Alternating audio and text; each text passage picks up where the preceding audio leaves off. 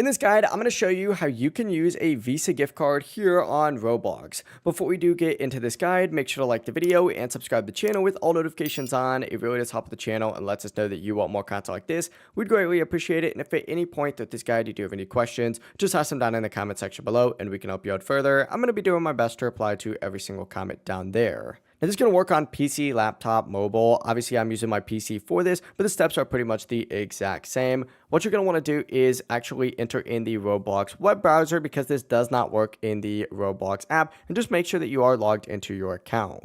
Whenever you're logged in, go to the Roblox app up in the top right, select it, and then go to redeem Roblox codes, and it's going to redirect you to a page that looks something like this. Now, this section right here is not going to work for your standard Visa gift cards. To actually use your Visa gift cards, you essentially have to treat it as like a standard debit card or credit card. So go back up to your Robux icon, select it, and then hit buy Robux instead. From here, scroll down and choose whatever Robux package you want to go ahead and purchase. In this case, let's just go ahead and say, I want 1,000 Robux. Select that, and it's going to redirect you to a page that looks like this. And for your Visa gift card, essentially go ahead and select credit or debit card up at the very top, since it essentially works the exact same way. Now, in this instance, go ahead and type in your email and then type in all that card information. This is going to be the same card information on that gift card, including both the expiration date and the CVC. From here, for the cardholder name, if the card doesn't have a name, just enter in your own,